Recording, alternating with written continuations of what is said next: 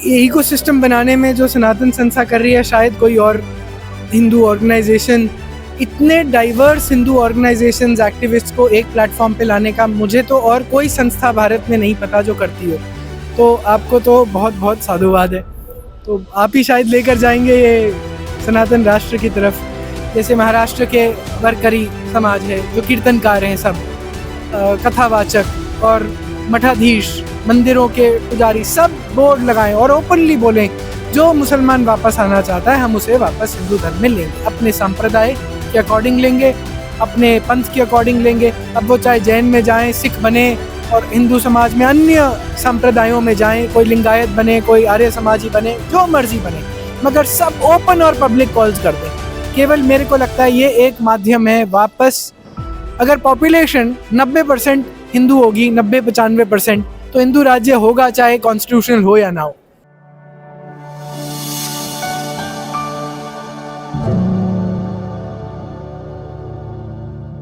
नमस्ते, मैं सनातन प्रभात की ओर से विक्रम डोंगरे अभी भारत मंडपम प्रगति मैदान दिल्ली से सनातन राष्ट्रीय शंखनाद महोत्सव के स्थल से बात कर रहा हूँ।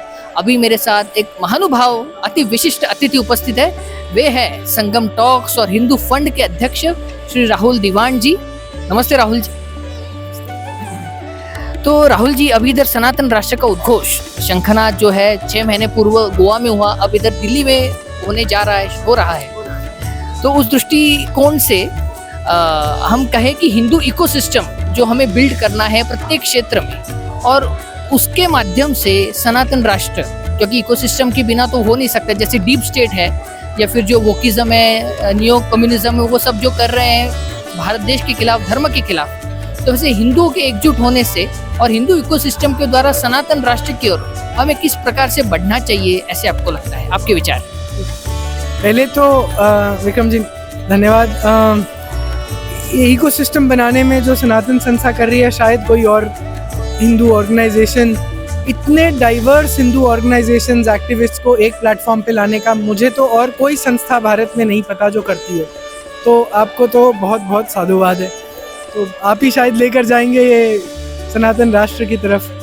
मगर इसमें मेरा विचार थोड़ा सा केवल ये भी है कि एक कॉन्स्टिट्यूशनल हिंदू राज्य या हिंदू राष्ट्र ना बोलकर अगर हिंदू राज्य कहें, कॉन्स्टिट्यूशनल हिंदू स्टेट, ये कॉन्स्टिट्यूशन के माध्यम से अचीव करना तो इम्पॉसिबिलिटी लगती है अगले 20-25 साल में।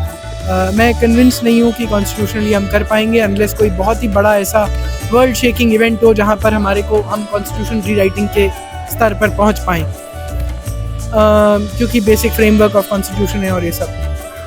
तो मुझे लगता है जो सारी हिंदू समस्याएं हैं जिनसे हम रोज़ाना जूझते हैं, हर रोज़ कोई नई बैटल हमें दे दी जाती है और हम लड़ रहे होते हैं। अगर हमारे को एक ऑफेंसिव स्ट्रैटेजी चाहिए, तो जैसे हमने अभी एक सनातन घर वापसी फाउंडेशन बनाई है कि एक सिंगल पर्पस व्हीकल है यही काम करने के लिए।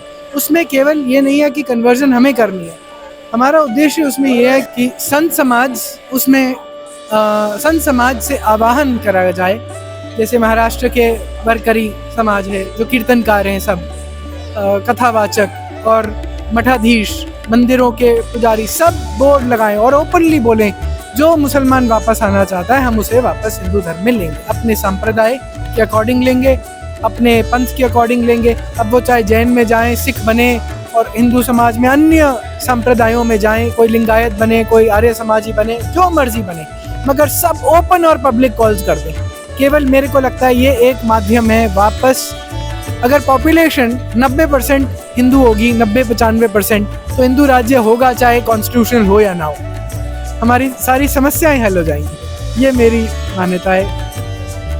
और अभी हाल ही के दिनों में जो बंगाल में जो स्थिति है या फिर अन्य भी स्थानों पर जिस प्रकार से हिंदुओं पर आक्रमण हो रहे हैं, और उसको देखा जाए तो उस दृष्टिकोण से सरकार ने क्या करना चाहिए, ऐसे आपको लगता है? अगले साल अब बंगाल में इलेक्शंस होने जा रहे हैं, सरकार को बस इलेक्शन जीतना चाहिए और हमें अपना काम करने के लिए फ्रीडम दे दें, हमारे पर केसेस ना डालें, बस इतना कर दें।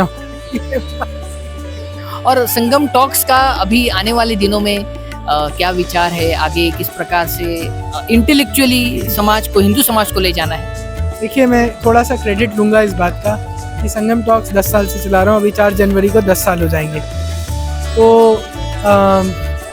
इन 10 वर्षों में शायद 3000 लॉन्ग फॉर्म वीडियोस करे हैं। कितना करीबन 12 crore minutes of watch time दिया है, और छोटे छोटे शॉर्ट्स बहुत ही पॉपुलर हैं, बहुत ज़्यादा। तो इसने देश की जो एक एज की अंडर से, अगर 18 से 25 या 18 से 35 अगर बोलें, इसकी जो एक तरह से पोलराइजेशन कहूँगा, मेरे को कोई फ़र्क नहीं पड़ता, कोई डिफेंसिवनेस नहीं है, अगर इनको पोलराइज करने का काम, मेरे को लगता है संगम टॉक्स की बहुत बड़ी कंट्रीब्यूशन रही है इसमें। उससे इलेक्शन जीतने में सहायता भी होती है और हमारी सरकार को, और उससे ऑफ कोर्स हमारे लोगों के विचार, ये वोकिज़म और ये सेक्युलरिज्म और इस सब नॉनसेंस से दूर हटते हैं अपने आप। अब मेरी कोशिश है कि जो हमारे शॉर्ट्स बन रहे हैं एआई का इस्तेमाल करके, एआई टूल्स आ रहे हैं, उनको तमिल, तेलुगु, गुजराती, बांग्ला, उड़िया, हर भारतीय, पंजाबी, हर भारतीय भाषा में उनको फैलाया जाए। तो अब जितनी मेरी फंड्स की क्षमता है उसके अंदर, उसके दायरे में रहते हुए कोशिश आगे बढ़ा रहे हैं। और दूसरा, एआई टूल्स कितने अच्छे कंटेंट दे पाते हैं, ये नेक्स्ट है। धन्यवाद राहुल जी। तो ये राहुल जी थे, प्रखर राष्ट्रवादी चेहरा, जो इस देश को हिंदू राष्ट्र बनाने के लिए उनके स्तर पर बहुत अथक परिश्रम कर रहे हैं। ऐसे ही राष्ट्रवादियों के महाकुंभ से ही इस भूतल पर सनातन राष्ट्र का जो है स्वागत होगा, सनातन राष्ट्र स्थापित होगा in our very life times. ऐसी हम अपेक्षा, आशा और प्रार्थना है। सनातन प्रभात के लिए मैं विक्रम डोंगरे, सनातन प्रभात, नमस्ते।